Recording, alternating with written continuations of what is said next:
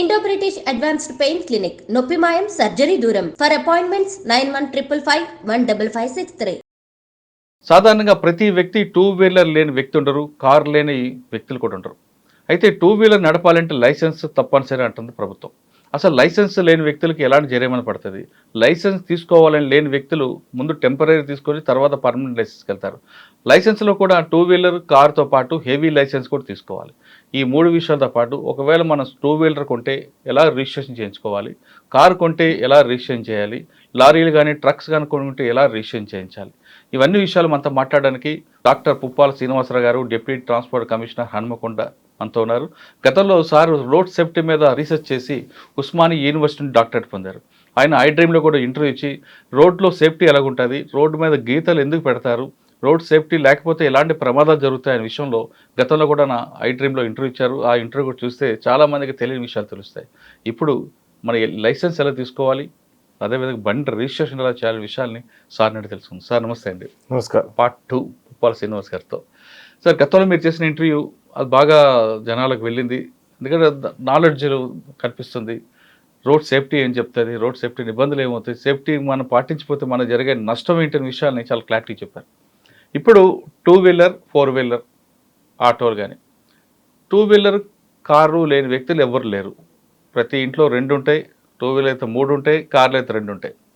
Licence లేకపోతే jail శిక్ష అనేది ప్రభుత్వం ఎప్పుడైతే కఠినం చేసిందో అప్పటి నుంచి ప్రతి వ్యక్తి కూడా లైసెన్స్ మీద దృష్టి పెడుతున్నారు.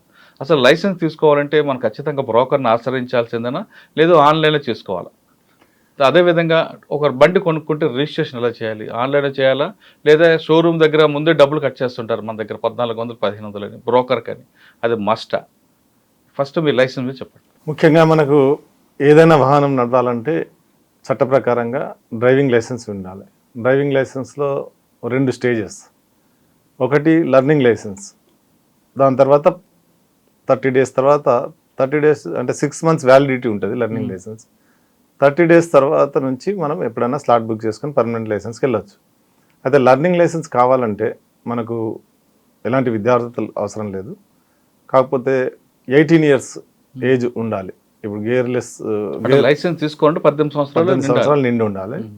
దాని తర్వాత మనకు ఒక పర్మనెంట్ అడ్రస్, ఇవి మనకు మెయిన్ ఈ 2.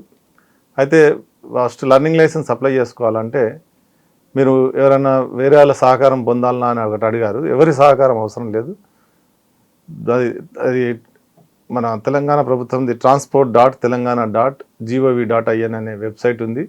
ఆ వెబ్సైట్లోకి వెళ్ళి మీరు పక్కన for online services click here అనేది ఒకటి మనకు బ్లింక్ అవుతుంటుంది. అందు క్లిక్ చేసినట్టయితే మనకు అక్కడ 64 సర్వీసులు, అంటే ఏ సర్వీస్కు ఆ సర్వీస్, లర్నింగ్ లైసెన్స్ సర్వీస్కు లర్నింగ్ లైసెన్స్ సెక్షన్, రిజిస్ట్రేషన్కు రిజిస్ట్రేషన్, ట్యాక్స్కు ట్యాక్స్, ఇవన్నీ కూడా అందులో ఉన్నాయి. 64 సర్వీసులు ఉంటాయి. అందులో లర్నింగ్ లైసెన్స్ కొరకు మనం అప్లై చేసుకున్నట్లయితే క్లిక్ చేసినట్టయితే మన డీటెయిల్స్ అన్నీ అడుగుతాయి. అడిగిన తర్వాత మనకు ఏ రోజు స్లాట్ కావాలన్నా స్లాట్ కూడా మనం డేటు టైము 2 చూజ్ చేసుకోవచ్చు. చూజ్ చేసుకున్న తర్వాత మనం అక్కడే ఫీజు కూడా పే చేయవచ్చు. ఫీజు పే చేసిన తర్వాత అంటే 24 గంటలలో మనం పే చేయకుంటే ఆ స్లాట్ క్యాన్సిల్ అయిపోతుంది. ఒకవేళ మీకు ఆన్లైన్ బ్యాంకింగ్ కానీ గూగుల్ పే అటువంటివి కానీ ఏవి లేవనుకోండి, అక్కడ సేవ్ చేసుకొని అదే నెంబర్ తీసుకెళ్ళి మీ సేవలో మనం అది ఫీ పే చేయొచ్చు. లేదు మీకు ఇంటర్నెట్ లేదు, కంప్యూటర్ లేదు, ఏది లేదు, మీ సేవకి వెళ్ళి మీరు ఈ స్లాట్ కూడా బుక్ చేసుకోవచ్చు. మీ సేవలో కూడా వాళ్ళు బుక్ చేసి ఇస్తారు. అయితే బుక్ చేసుకున్న తర్వాత ఆ రోజు ఏ రోజు అయితే డేట్ వచ్చిందో మనకు ఆ రోజు వెళ్ళినట్టయితే మనం ఆ రోజు అక్కడ మనకు కౌంటర్లో తీసుకుని మళ్ళీ నెంబర్ ఇస్తారు. వెళ్ళి అక్కడ ఇన్స్పెక్టర్ దగ్గర వెళ్ళినట్టయితే లర్నింగ్ లైసెన్స్ టెస్ట్ ఉంటుంది. ఆ టెస్ట్లో ఏంటంటే మనకు 20 క్వశ్చన్స్ ఉంటాయి. 12 మార్కులు 60% వస్తే పాస్. అయితే 12 మార్కులు మీకు వచ్చిన తర్వాత వెంటనే కంగ్రాచులేషన్స్ యో పాస్డ్ అంటుంది. సపోజ్ మనం అన్ని కరెక్ట్ చేసి 12 వరకు చేసినాం అనుకోండి, 12 కరెక్ట్ చేసినట్టయితే కంగ్రాచులేషన్స్ అని, మిగతా 8 క్వశ్చన్స్ అడగది. అట్లా 20 లోపల ఎప్పుడు మీకు 12 వస్తే అప్పుడు మీరు కంగ్రాచులేషన్స్ వచ్చి పాస్ అయినట్టు. తర్వాత అక్కడ ఉన్న ఇన్స్పెక్టర్ గారు సర్టిఫికేట్ లర్నింగ్ లైసెన్స్ ప్రింట్ తీసిస్తారు. అది లర్నింగ్ లైసెన్స్ తీసుకొని వెళ్ళిన తర్వాత మనము ఎల్ బోర్డ్ అని పెట్టాలి. ఏ వెహికల్ తీసుకున్నా ముంగట వెనక రెడ్ కలర్ తోటి ఎల్ బోర్డు పెట్టాలి. ఎల్ అనేది మనం చాలా సందర్భాలలో ఈ driving school vehicles two wheeler కూడా పెట్టాల్సిందే, 2 వీలర్స్ కైనా పెట్టాల్సిందే, ఇది పెట్టాల్సిందే. ఓకే. 2 కండిషన్స్, ఒకటి ఎల్ పెట్టాలి, రెండోది మన పక్కన డ్రైవింగ్ వచ్చిన వ్యక్తి కూర్చొని ఉండాలి. ఈ 2 కండిషన్స్ తప్పనిసరి. ఈ రెండు జరగవు కదండి. అదే నేను లర్నింగ్ లైసెన్స్ తీసుకున్నా కదా అని బండి తీసుకుని వెళ్తా అంటే కాదు. లర్నింగ్ లైసెన్స్ ఉన్నప్పుడు ఎల్ పెట్టాలి, ప్లస్ పక్కన డ్రైవింగ్ వచ్చిన వ్యక్తి ఎందుకు ఉండాలంటే ఏదైనా ఎమర్జెన్సీలో మనకు ఇన్స్ట్రక్షన్స్ చేయడానికి కానీ లేకుంటే బండిని కంట్రోల్ చేయడానికి కానీ ఉండాలి. ఇది మనకు 30 days టైం తర్వాత పర్మనెంట్ లైసెన్స్కి వెళ్తాం. మళ్ళీ పర్మనెంట్ కూడా మళ్ళీ మనం ఆన్లైన్లోకి వెళ్ళి స్లాట్ బుక్ చేసుకోవాలి. ఆన్లైన్లో కానీ మీ సేవలో కానీ స్లాట్ బుక్ చేసుకున్నట్లయితే ఫీజు కూడా అక్కడే పే చేయొచ్చు. లేదంటే మళ్ళీ మీ సేవలో వెళ్ళి ఒకవేళ మనకు ప్రొవిజన్ లేదు, ఆన్లైన్ ట్రాన్సాక్షన్స్ కానీ లేకుంటే గూగుల్ పే ఇవన్నీ లేకుంటే మళ్ళీ మీ సేవలకు వెళ్ళి మనం ఫీజు పే చేసుకొని మనం అది ఆన్లైన్ అది పర్మనెంట్ టెస్ట్కు ఆఫీస్కి వెళ్ళొచ్చు. అప్పుడే అడుగుతారండి క్వశ్చన్స్. అప్పుడు క్వశ్చన్స్ ఉండేవి. ఓన్లీ మనం డ్రైవింగ్ చేసి ట్రాక్లు ఉన్నాయి, దాదాపు అన్ని ఆఫీసులలో ట్రాక్లు ఉన్నాయి. ట్రాక్లో డ్రైవింగ్ చేసి మనం చూపించినట్టయితే దాన్ని బట్టి మన ట్రాక్లో మీరు చెప్తున్నట్లుగా 2 వీలర్ మీద లైసెన్స్ తీసుకున్నాను అనుకోండి, ఫస్ట్ మీరు అన్నట్టుగా వెళ్ళారు, తర్వాత పర్మనెంట్ లైసెన్స్ ట్రాక్ బండి తీసుకెళ్ళి ఆ ట్రాక్లో నడపాలి. రైట్ టు లెఫ్ట్ బ్యాక్ ఇవన్నీ ఉంటాయి. అక్కడ ఒక్కోసారి ఫెయిల్ అయ్యామనుకోండి, ఫెయిల్ అయితే మళ్ళీ 3 days తర్వాత మళ్ళీ రీటెస్ట్కి ఫీజు కట్టి వెళ్ళొచ్చు. అయితే రీటెస్ట్కి అంతకుముందు మనం కట్టినప్పుడు ఏంటంటే application fees plus card fees ఇవన్నీ ఉంటాయి. రీటెస్ట్ అప్పుడు అవన్నీ కాకుండా ఓన్లీ రీటెస్ట్ ఫీజే ఉంటుంది. రీటెస్ట్ ఫీజు ఒక క్లాస్కు 100 రూపాయలు ఎంత ఉంది, కట్టేసి వెళ్ళొచ్చు 3 days. 3 days తర్వాత కూడా ఫెయిల్ అయితే ఆఫ్టర్ 7 days, 7 days ఫెయిల్ అయితే మళ్ళీ 30 days ఆగాలి. అట్లా అప్పుడు పర్మనెంట్ లైసెన్స్ ఇస్తారు. అప్పుడు పాస్ అయితే పర్మనెంట్ లైసెన్స్ ఇస్తారు. అది పర్మనెంట్ లైసెన్స్ మీరు పాస్ అయిన తర్వాత 2-3 daysలో ప్రింట్ అయ్యి మీకు దాదాపు 10 days లోపల మీ ఇంటికి పోస్ట్లో వచ్చేస్తుంది. ఇది లైసెన్స్. అయితే 18 years కంటే ముందు 16 years కూడా ఒక క్లాస్ ఆఫ్ వెహికల్ ఉంది, ఏది వితౌట్ గేర్ అనేది ఉంది. కాకపోతే చట్ట ప్రకారంగా వితౌట్ గేర్ 50cc అని ఉంటుంది. 50cc వెహికల్స్ మనకు లేవు ఇప్పుడు. చాలా మంది బుక్ చేసుకొని తెలియక కొంతమంది అది 50cc అంటే గేర్లెస్ వితౌట్ గేర్ అనే వరకు ఈ యాక్టివా ఇవన్నీ గేర్ లేకుండా ఉంటాయి కదా, అవన్నీ తీసుకొని వస్తుంటారు. కాకపోతే చట్ట ప్రకారంగా అది చెల్లుబాటు కాదు. సార్ ఇప్పుడు ఎలక్ట్రికల్ వెహికల్స్ వచ్చాయి, బాగా లైట్ వెహికల్స్, దానికి అవసరం అంటారా? ఎలక్ట్రికల్ వెహికల్స్లో 2 రకాలు ఉంటాయి. ఒకటి 250 kilowatts below power, motor power కానీ, లేదంటే 25 km/h కంటే వేగం ఎక్కువ ఉండకుండా ఉన్న వాహనాలకైతే ఎలాంటి లైసెన్స్ కానీ రిజిస్ట్రేషన్ కానీ అవసరం లేదు.